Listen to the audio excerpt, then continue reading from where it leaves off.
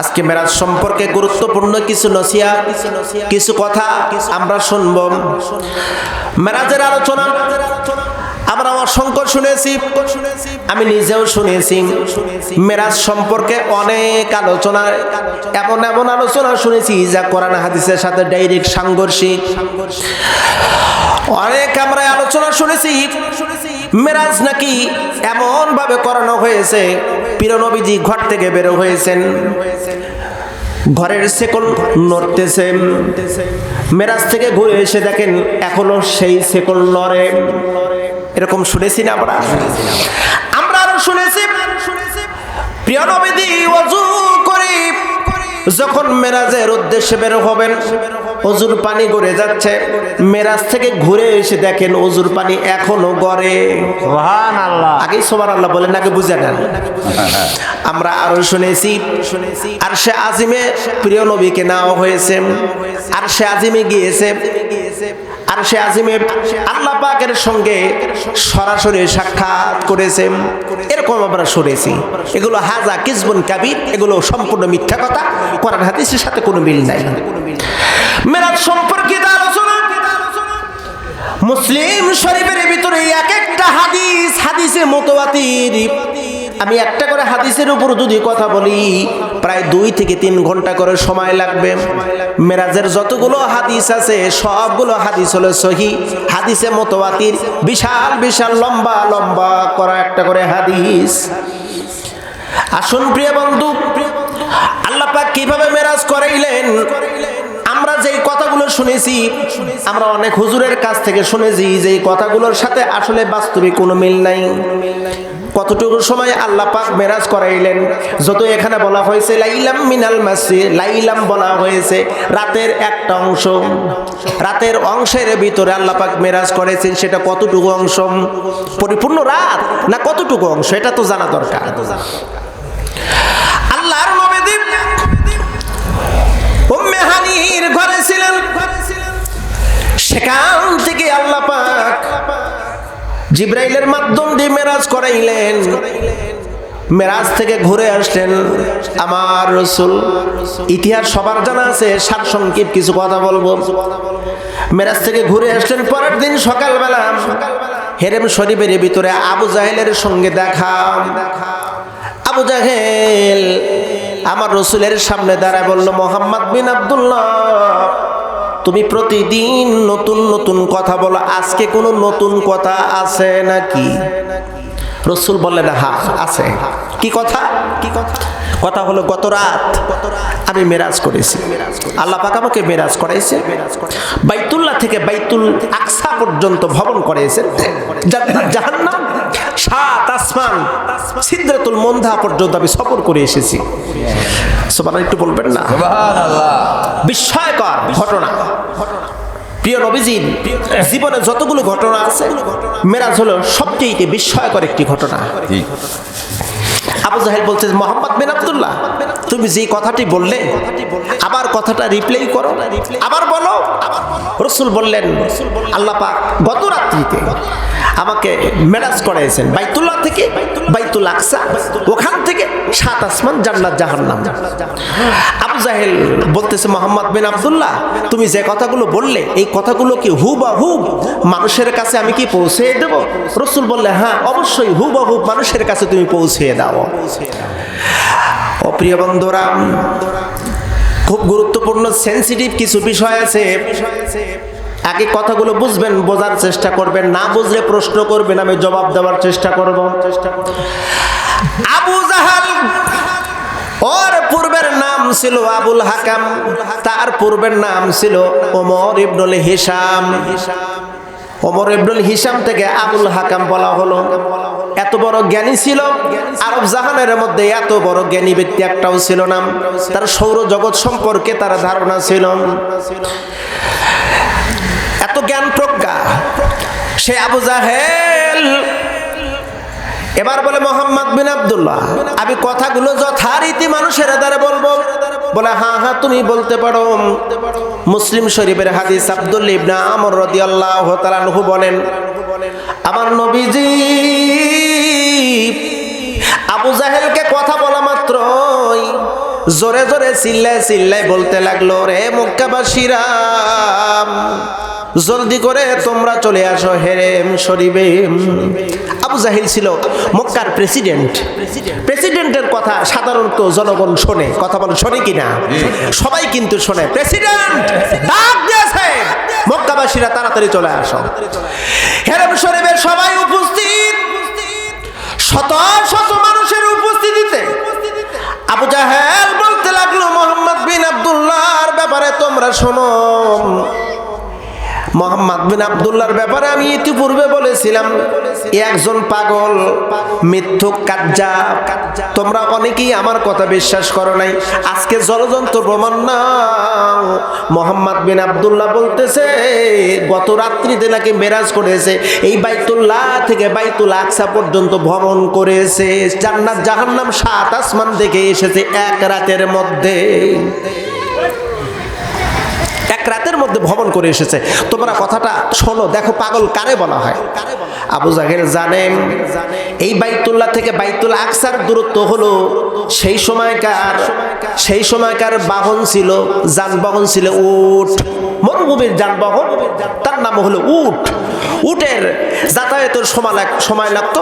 মক্কা থেকে জেরুজালেমে যাইতে লাগতো 40 দিন, আর আসতে লাগলো 40 দিন, মোট 80 দিনের রাস্তা। যখন কয় দিনের রাস্তা? 80 দিনের রাস্তা। ওই আকাশের খবর পরের হিসাব, আগে এই জমিনের হিসাব নেই। 80 দিনের রাস্তা এক রাতের মধ্যে কেমনে গেল, কেমনে আসলো? এটা তো পাগলের কথা ছাড়া আর কিছুই না। জোরে কন্যা বুঝবিল্লাহ। আবু জাহেল যুক্তি দেয়, 40 দিনের রাস্তা রাতের মধ্যে কেমনে গেল, কেমনে আসলো? এইটা আমাদের বুঝে আসে না। ও মক্কাবাসীরা, তোমরা তো আমার কথা বোঝো নাই, বিশ্বাস করো নাই। এখন দেখো পাগল কি বলেন। আবু জাহেলের কথায় সবাই সম্মতি দিয়া সবাই হাতে তালি দিচ্ছে, আর আমার রসুলকে পাগল পাগল বলে সম্বোধন করছে। আমার রসুল বলে, রে মক্কাবাসীরা, ওই সত্তার কসম করে বলি, আমি মিথ্যা কথা বলতেছি না। আমার রব আমাকে মেরাজ করেছেন, এক রাতের মধ্যে আমি মেরাজ করে চলে এসেছি। আমার না সবাই রসুলকে গালমন্দ করে, পাগল পাগল বলে আমার রসুলকে খেপায়। রসুল কান্না করতে লাগলেন। কে যেন আবু বকরকে খবর দিয়েছে, আবু বকর তোমার রাসূলকে নিয়ে হেরেম শরীফের ভিতরে কাফের বেঈমানরা অনেক প্রকারের গালমন্দ করে। শোনা মাত্রই আবু বকর দৌড়ে চলে আসছে, সরাসরি ভিতরে ঢুকলেন। অনেক মানুষ প্রিয় নবীজির কাছে গিয়ে আবু বকর দাঁড়াইয়া বলেন, ইয়া রাসূলুল্লাহ, গত রাত সন্ধ্যা থেকে আমি আপনাকে খুঁজতেছি কিন্তু পাই না। সুবহানাল্লাহ বলেন না।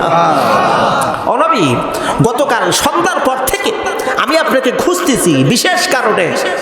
প্রত্যেকটা বাড়িতে তন্ন তন্ন করে খুঁজেছি, হেরেম শরীফে কয়েক পাক দিয়েছি। ইয়া রাসূলুল্লাহ, গত রাত আপনি কোথায় ছিলেন খুঁজে পাই নাই? কোথায় গিয়েছিলেন আপনাকে খুঁজে পাই নাই? রসুলকে আবু বকর বলতেছেন, পাশে আবু জাহেল কয় পেঁচ খাইছি। রসুল বলতে গত রাত মিরাজ করেছে, আর আবু বকর বলে গত রাত আমি খুঁজে পাই নাই। আমার রসুল বলেন, আবু বকর কেমনে পাইবা? গত রাত আমি মিরাজ করতে গিয়েছিলাম। কেমনে খুঁজে পাইবা? আমি সুফি সাদিকের একটু আগে এসেছি। চিল্লা বলবেন না সুবহানাল্লাহ। এই হাদিসটি সহিহ, মুসলিম শরীফের হাদিস। ওই যে যারা ইতিপূর্বে হুজুররা বলল যে মেরাজ থেকে ঘুরে এসে দেখে শেকল লড়তেছে, ওজুর পানি গড়ে যাচ্ছে, এটা ডাহা মিথ্যা কথা। রাসূল বলেন সুফি সাদিকের একটু আগে আমি এসেছি, মেরাজ করেছি। আবু জাহেল বলে, মোহাম্মদ বিন আব্দুল্লাহ, তোমার কথা কেউ বিশ্বাস করবে না।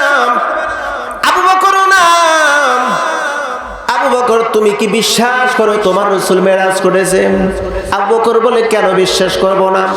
আমার রাসূল যা বলেছে সাদ্দাকতা ইয়া রাসূলুল্লাহ, আমি বিশ্বাস করলাম আপনার কথা, আপনার কাজ। চিল্লা করে আল্লাহু আকবার। আমি বিশ্বাস করলাম। আবু জাহেল কয়, আবু বকর আমরা কেউ বিশ্বাস করলাম না, আর তুমি বিশ্বাস করলাম? কেন বিশ্বাস করলাম? আবু বকর বলে, আবু জাহেল রে কেন বিশ্বাস করব না? বলে আমরা কেউ বিশ্বাস করি নাই। বলে তাতে সমস্যা কি? এটা তো মিরাজের কথা বললো রে আবু জাহেল। আমার রাসূল সর্বপ্রথম আমাকে যখন এসে বলতেছিল নবুয়তির প্রাথমিক অবস্থায়, আবু বকর আমি নবী, আল্লাহ আমাকে নবুয়তের রিসালাত দিয়েছে, একজন আল্লাহ আছে। আমি সেই সময় বলেছিলাম, ইয়া রাসূলুল্লাহ আপনার সাথে 22 বছর ঘুরেছি, 22 বছর কোনোদিন আপনি মিথ্যা কথা বলেন নাই। 22টা বছরের মধ্যে একটা মিথ্যা কথা বলেন নাই। আজকেও আপনি মিথ্যা কথা বলেন নাই। আপনি বলেছেন আল্লাহ আছে, দেখি নাই, বিশ্বাস করেছি। রাসূল বলছে জান্নাত আছে, দেখি নাই, বিশ্বাস করেছি। জাহান্নাম আছে, দেখি নাই, বিশ্বাস করেছি। কবরে আযাব হবে, কবরে শান্তি হবে, দেখি নাই, বিশ্বাস করেছি। আমার রাসূল বলছে মৃত্যুর পরে মানুষের হিসাব নিকাশ হবে, দেখি নাই, বিশ্বাস করেছি। এত কিছু যদি না দেখে বিশ্বাস করতে পারি আমার রাসূল মেরাজ করেছেন, এইটা কেন আমি বিশ্বাস করব না? সবাই তো অবাক, সবাই অবাক। আবু বকরের কথা শুনে সবাই অবাক হয়ে গেছে। তথাপিও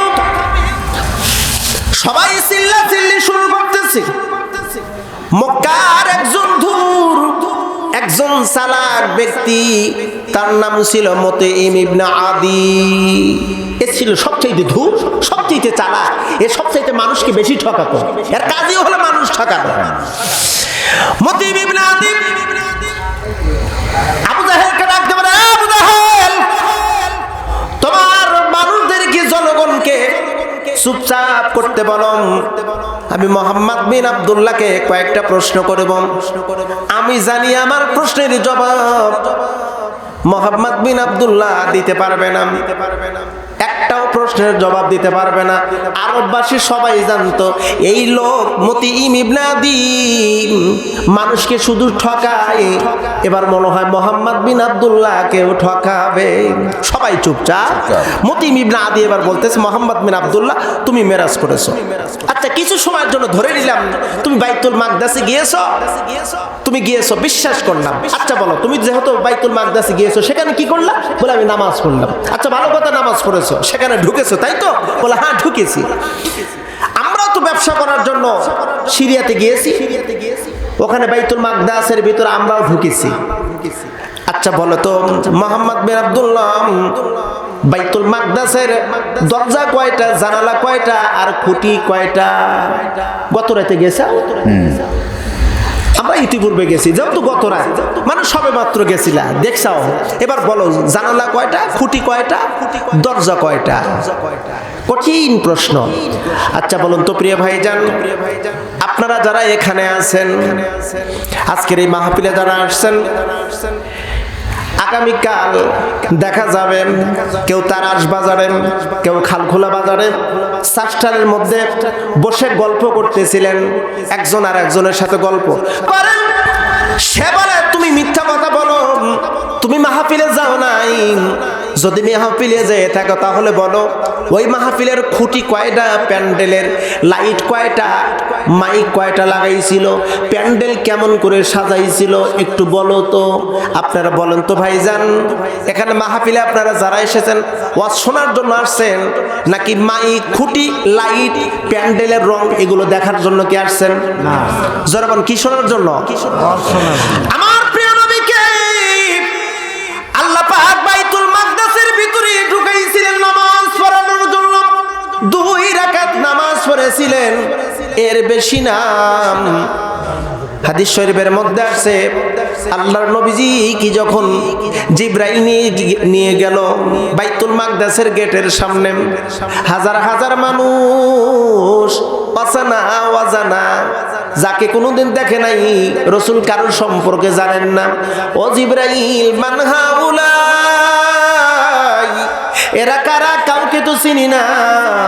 জিবরাইল বলতে লাগলো, ইয়া রাসূলুল্লাহ, আদম নবী থেকে শুরু করে আপনি নবীর আগ মুহূর্ত পর্যন্ত যত নবী রাসূল পৃথিবীতে এসেছিলেন সমস্ত নবী রাসূলকে আল্লাহ পাক তুলেছেন এই বাইতুল মাকদাসের ভিতরে আপনার সঙ্গে পরিচয় করানোর জন্য। ঢোকেন নবী, এখানে 2 রাকাত নামাজ হবে। কি হবে জোরে বলুন? আর একবার জবান খুলে বলুন, কি হবে? 2 রাকাত নামাজ। নামাজ হবে। নামাজের এলান হলো, নামাজটা হবে জামাতের সহিত। নামাজ হবে জামাতের সহিত। জামাত ছাড়া ছত্রভঙ্গের কোনো সুযোগ নাই। কথাটা কার? ওয়াতাসিমু বিহাবলিল্লাহি জামিআন ওয়ালা তাফাররাকু। আল্লাহ কয় ঐক্যবদ্ধ হও, ঐক্যবদ্ধ হয়ে আল্লাহর রুজুকে তোমরা ধারণ করো, পৃথক হয় না। পৃথক হওয়া নিষেধ করলেন কে? আল্লাহ। আর একটা বরং কে? আল্লাহ। আল্লাহ নিষেধ করলেন। এখন দেখেন তো আমরা জমায়েত নাকি আমরা পৃথক? সামাজিকভাবে, রাষ্ট্রীয়ভাবে, ধর্মীয়ভাবে সব দিক দিয়ে আমরা ছত্রভঙ্গ। প্রিয় নবী বলেন, বনি ইসরাঈলদের ভিতরে ৭৩টি দল, ৭২টি দল ছিল। আমার উম্মতের মধ্যে ৭৩টি দল। একটা দল যাবে জান্নাতে, বাকি সব ৭২টি দল যাবে জাহান্নামে। খুব সেনসিটিভ, খুবই গুরুত্বপূর্ণ কথা বন্ধু। প্রিয় নবী বলেন, আমার উম্মতের মধ্যে ৭৩টি দল হবে। ৭৩ দল। আর একদল জান্নাতি, ৭২ দল জাহান্নামী। কুনতুম খায়রা উম্মাতিন উখরিজাত লিন-নাস তা'মুরুনা বিল মা'রুফ ওয়া তানহাউনা আনিল মুনকার।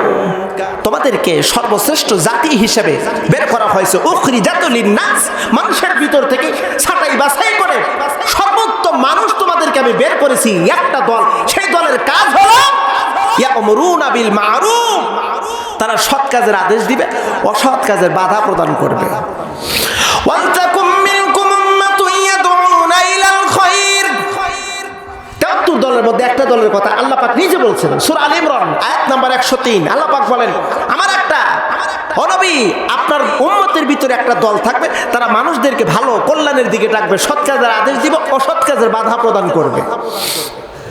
কিন্তু দুঃখজনক হলেও সত্য, আমাদের ভিতরে কোন দল, এটা এখন আমরা জাস্টিফাই করতে পারি নাই। আমি কোন দলে আছি, আপনি কোন দলে আছেন, কোন দল মুক্ত হবে আল্লাহ পাকের কাছ থেকে, জাহান্নাম থেকে মুক্ত হবে, এটা এখনো আমরা চিহ্নিত করতে পারি নাই, এখনো করতে পারি নাই। ছত্রভঙ্গ। আমার বাংলাদেশের প্রায় 36টা ইসলামিক দল আছে। কয়টা? 36টা ইসলামিক দল আছে। এক নজরে জেনে নেন, তাবলিগ জামাত এটাও একটা দল। তাবলিগ জামাত এটাও একটা দল। খেলাফত মজলিস, চরমনাই, এরপরে হলো জামাত ইসলাম, রাজারবাগ, দেওয়ানবাগ, ফুরফুরা, আটরশি, এরকম ভাবে এক একটা গ্রুপে এক একটা দল, এভাবে 36টা দল আছে। অথচ আল্লাহ পাক বলেন, বান্দা তুমি শুধু এক দলভুক্ত হবে। একটা দলের কথা আল্লাহ পাক বলেছেন হিজবুল্লাহ, আরেকটা বলছে হিজবুল শয়তান। আল্লাহর দলভুক্ত হবে, তোমাদের দলের নাম থাকবে একটা, কিন্তু দুঃখজনক হলো সত্য, আমাদের দলের নাম হলো অসংখ্য। ছত্রভঙ্গ, ছত্রভঙ্গ, ছত্রভঙ্গ হওয়ার কারণে গোটা বিশ্বের মুসলমান আজ নির্যাতিত। গোটা বিশ্বের মুসলমান আজ নির্যাতিত শুধু একটা মাত্র কারণে, আমরা ছত্রভঙ্গ থাকার কারণে। এ প্রিয় বন্ধু, নামাজে যেটা আছে ওইটা কেন বাস্তবায়ন করেন না? আপনি নামাজের ভিতর বলেন ইয়াকা না'বুদু ওয়া ইয়াকা নাস্তাঈন। এই আয়াতের অর্থটা একটাবার বিশ্লেষণ করেন। আপনি নামাজ পড়েন ঠিকই, কিন্তু নামাজের ভিতর কি আছে একটাবারও চিন্তা ফিকির করেন না। আমরা সকলে বলি ইয়াকা না'বুদু, আমরা তোমার ইবাদত করি, ওয়া ইয়াকা নাস্তাঈন, মাবুদ তোমার কাছে আমরা চাই। এখানে আমরা এক বছর নাকি বহু বছর? বোঝেন না এমন অনেকে। আমরা তোমার ইবাদত করি, নামাজের ভিতর মসজিদের ভিতর বলেন আল্লাহ আমরা ঐক্যবদ্ধ হয়ে তোমার ইবাদত করতেছি, আমরা ঐক্যবদ্ধ হয়ে তোমার কাছে চাই। নামাজ শেষ, তারপরে পৃথক। আল্লাহ কয় না না, তোমাদেরকে ঐক্যবদ্ধ হতে হবে। আজকে দেখেন, লক্ষ্য করুন প্রিয় বন্ধু, জামাত এবার প্রস্তুত, কে ইমাম হবেন? হাদিসের মধ্যে আছে ইমাম ছাড়া জামাতের নামাজ জামানো হয় না। এমন তো অবস্থায় সামনের কাতারে অসংখ্য ইমাম হলো সাইয়্যিদিনা ইব্রাহিম আলাইহিস সালাম, ইমাম হযরত মুসা কালিমুল্লাহ, ইমাম হযরত ঈসা রূহুল্লাহ, ইমাম হযরত নূহ নবিউল্লাহ, ইমাম আদম সফিহুল্লাহ। এক একজন নবী, এক একটা ইমাম, সবাই সারিবদ্ধ। ঈসা আলাইহিস সালাম মনে মনে ধারণা করতেছেন আজকের ইমাম আমি হব। মুসা কালিমুল্লাহ কয় বনি ইসরাইলদের বড় ইমাম, ৭০,০০০ নবীর সর্দার আমি হব আজকের ইমাম। ইব্রাহিম নবী মনে মনে ধারণা করে আমি তো হব ইমাম, কারণ আমি হলাম জাতির পিতা। প্রিয় নবীজি পিছনের কাতারে জিবরাইল পিঠে মৃদু আঘাত করে বলে আনতা ইমামুল মুরসালিন, ও নবী আপনি সমস্ত ইমামদের ইমাম, সামনের কাতারে যান নামাজ পড়ান। আল্লাহু আকবার। রাসূল আমার নামাজ পড়াইলেন, চিল্লা কোন একটু সুবহানাল্লাহ। কোন নবী পাইছি ভাই? একটাবারও চিন্তা ফিকির করলেন না, একটাবারও অনুধাবন করলেন না আমরা কোন নবীর উম্মত, কোন নবীর উম্মত, কোন নবীর উম্মত আল্লাহ আমাদের কি বানায় পাঠাইলেন। একটাবার যদি চিন্তা করতাম বন্ধু, পরিবর্তন হয়ে যেত, পরিবর্তন করতাম। রাসূল আমার ইমামতি করে নামাজ সম্পন্ন করলেন, এরপরে পরিচয়ে পড়ব, পরিচয় হয়ে গেছে। এরপরে ঊর্ধ্বমুখী ওই মতিম ইবনে আদি ডাক দিয়ে বলল মুহাম্মদ বিন আব্দুল্লাহ রে, তুমি যে গিয়েছিলা জেরুজালেমে বাইতুল আকসায়, বলো বলো খুঁটি কয়টা, জানালা কয়টা, দরজা কয়টা, ওই ঘরের রং কেমন? আমার রাসূল নামাজ পড়তে গেছেন নাকি খুঁটি জানালা দরজা গোনার জন্য গেছে? নামাজ পড়ার জন্য গেছে। এমন প্রশ্ন, বেকায়দার প্রশ্ন। বলতেছে তুমি যদি যেই থাকো জবাব দিবা, জবাব যদি না দিতে পারো তাহলে বুঝবো তুমি একজন মিথ্যুক। প্রিয় নবীকে প্রশ্ন করলেন, প্রশ্ন শোনা মাত্রই নবী আমার কিংকর্ত বিমূঢ় হয়ে পড়লেন, কপাল ঘামতে লাগলো, শরীর ঘামতে লাগলো, আর মন থেকে ডাক দেয় রব্বে কারীম, এমন কঠিন প্রশ্ন করেছে জবাব যদি না দিতে পারি এই মক্কার কাফেররা আমাকে মক্কায় রাখবে না, আমাকে মেরে ফেলবে।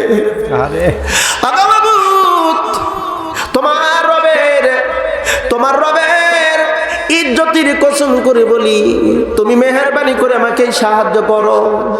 প্রিয় বন্ধুরা, রবের প্রতি যারা ইস্তেকামত করেছে তাদেরকে সাহায্য করেন আমার আল্লাহ। জোরে বলুন সাহায্য করেন কে? আল্লাহ সাহায্য করেন।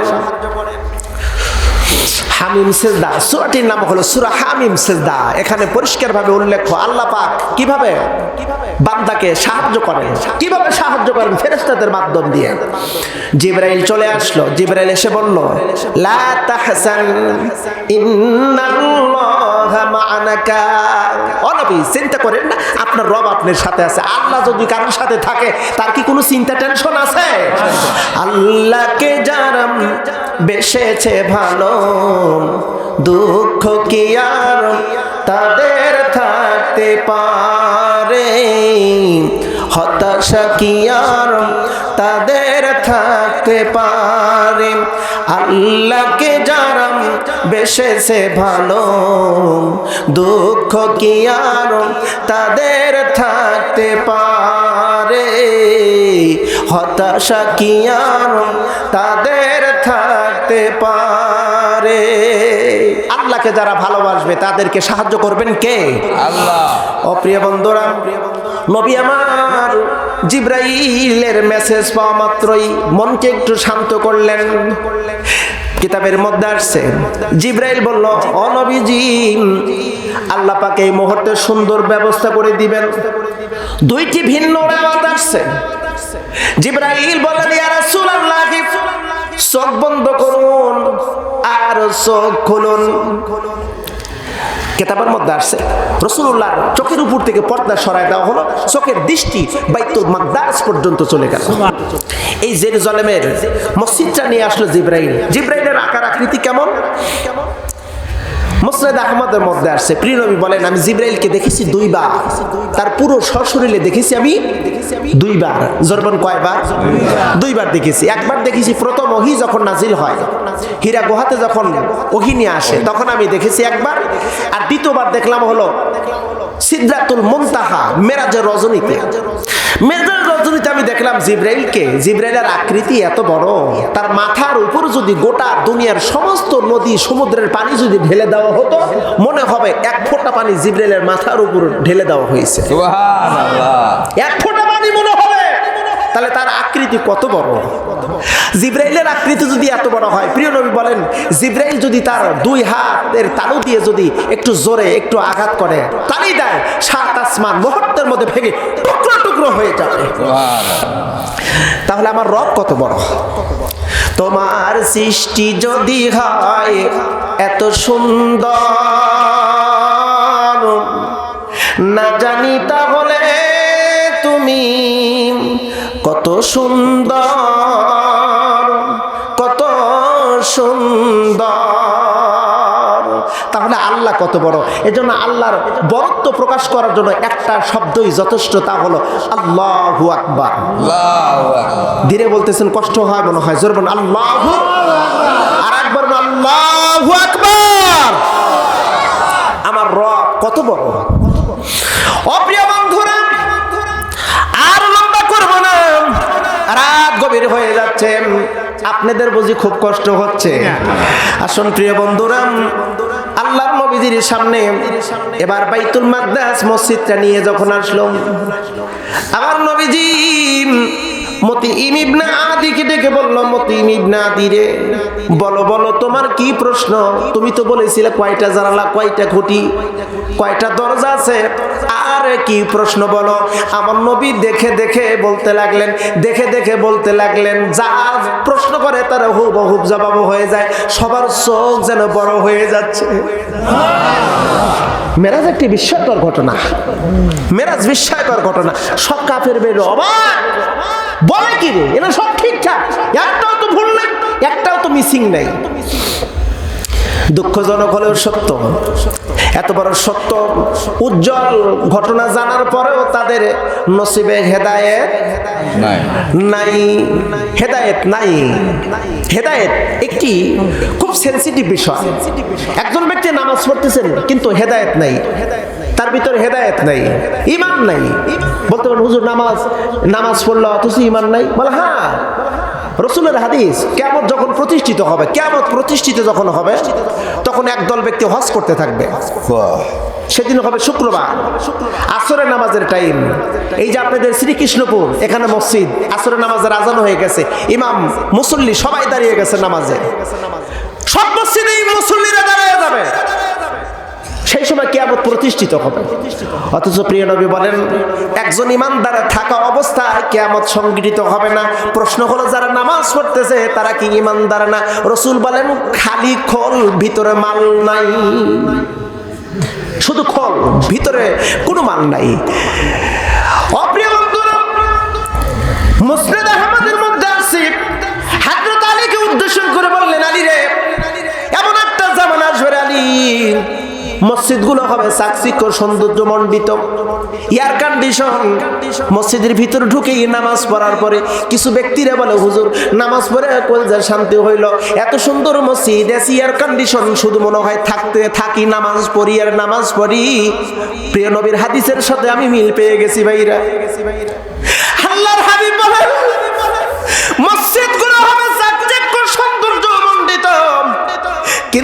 মসজিদের মুসল্লিগুলো হবে হেদায়েত শূন্য, হেদায়েত থাকবে না, ঈমান থাকবে না।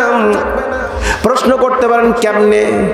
একজন ব্যক্তি যদি কবিরা গরিহিত কাজ, কবিরা গুনাহ গরিহিত কাজের সাথে সম্পৃক্ত হয়, ওর ঈমান নাই। চোর যদি চুরি করে নামাজে যায়, চুরি করলো ঈমান শেষ। সুদ খেয়ে নামাজে গেল, সুদ খাওয়ার কারণে ঈমান শেষ। ঘুষ খাইলো, ঘুষ খেয়ে মসজিদে গেল, নামাজ পড়লো, ঈমান শেষ। চাঁদাবাজি করলো, চাঁদাবাজি করে মসজিদে ঢুকলো, ওর ঈমান নাই, ঈমান শেষ। লক্ষ্য করে দেখেন, পাশের মসজিদ, গ্রামের মসজিদ, যেখানে যাবেন না গেল, এত সুন্দর মসজিদ, কিন্তু মসজিদের ভিতরে মুসল্লিগুলো হলে হেদায়েত শূন্য, ঈমান হারা। হাদিসের সাথে বাস্তবিক মিল পাই, আমি বাস্তবিক মিল পাই। ঈমান, হেদায়েত বড় দৌলত, বড় দৌলত। আজকে আলোচনা করে দেবো, কালকে একদল লোক আলোচনা শুরু করবে, সমালোচনা শুরু করবে, অনেক রাজনীতির কথা, এটা কথা সেটা কথা। নিরপেক্ষ না, নিরপেক্ষ। আমি যেটা মানি এটাই ঠিক, না না তা হবে না। আমি কোন জায়গাতে বলতেছি এটাই ঠিক না, একটু নিরপেক্ষ ভাবে ভাবেন, চিন্তা করেন, গবেষণা করেন। আফালা তাতাফাক্কারুন, কেন গবেষণা করিস না তোরা? কথাটা আল্লাহর, জনের কথাটা কার? আল্লাহ, আল্লাহর কথা। গবেষণা কর। মেরাজকে আধুনিক বিজ্ঞান অনেকেই অস্বীকার করে, অস্বীকার করার তাদের অসংখ্য যুক্তি উপস্থাপন করেছে। বিজ্ঞান আজ পর্যন্ত বিশ্বাস করে না,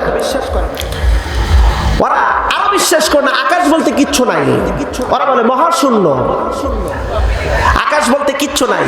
আচ্ছা প্রিয় বন্ধুরা, আপনারা বলুন, মাত্রা উল্লেখ করা হয়েছে। কেউ কেউ বলেছেন একটু ভিন্ন ভিন্ন মত আমি দেখতে পারলাম। কয়েকটা রাষ্ট্রের বিজ্ঞানীদের থিওরিটি ওখানে উল্লেখ করা হয়েছে। আপনারা বইটি পাবেন, বিশ্বনবী গোলাম মোস্তফা, বিশ্বনবী এর লেখক হলো গোলাম মোস্তফা। এই গোলাম মোস্তফার বইয়ের দ্বিতীয় খণ্ডে, প্রথম খণ্ড এবং দ্বিতীয় খণ্ড, দ্বিতীয় খণ্ডের ভিতরে আপনি যদি যান, আপনি দ্বিতীয় খণ্ড যদি পড়েন, আপনি মনে করবেন যেন পুরো বিজ্ঞান কোরআন থেকে। উনি অনেক বড় একজন সাহিত্যিক ছিলেন, একজন কোরআনের পাণ্ডিত্য অর্জন করেছিলেন। আমি গোলাম মোস্তফার অসংখ্য বই আমি পড়েছি, আবার গবেষণায় যখন আসলে আমি অনেক বই পড়েছি। বই পড়ে যতটুকু জেনেছি যে উনি একজন কোরআন প্রেমিক মানুষ ছিলেন। কোরআন থেকে গবেষণা করে তিনি অনেক কথা উল্লেখ করেছেন। সূর্যের আলো এই পৃথিবীতে আসতে সময় লাগে 8 মিনিট 20 সেকেন্ড। আলোর গতি 1 সেকেন্ড, 1 সেকেন্ডে 1,86,000 বর্গ মাইল। 1 সেকেন্ডে আলো, সূর্যের আলোর গতি শূন্যের ভিতরে 1,86,000 বর্গ মাইলে 1 সেকেন্ডে আলো যাবে। 1 মিনিটে কত কিলো? 1 ঘন্টায় কত কিলো? 1 মাসে কত কিলো? 1 বছরও কত কিলো? এভাবে উল্লেখ করেছে। দেখলাম সেখানে উল্লেখ করেছে পৃথিবী থেকে প্রথম আসমানের দূরত্ব হলো 500 আলোকবর্ষ, যেটা কম্পিউটারে এমনকি কোনো ক্যালকুলেটরে এর সংখ্যা কত হাজার কিলোমিটার ধারণ ক্ষমতা নেই। বিজ্ঞান কেন বিশ্বাস করে না? বিজ্ঞান বিশ্বাস করে না এই জন্য, পৃথিবীতে আমরা যতটুকু জানি লোহা গলাতে তাপমাত্রা প্রয়োজন হলো মাত্র 1500 ডিগ্রি সেলসিয়াস তাপমাত্রা। 1500 ডিগ্রি সেলসিয়াস তাপমাত্রা যদি তৈরি করা যায়, লোহা গলে পানির মতন হয়ে যায়।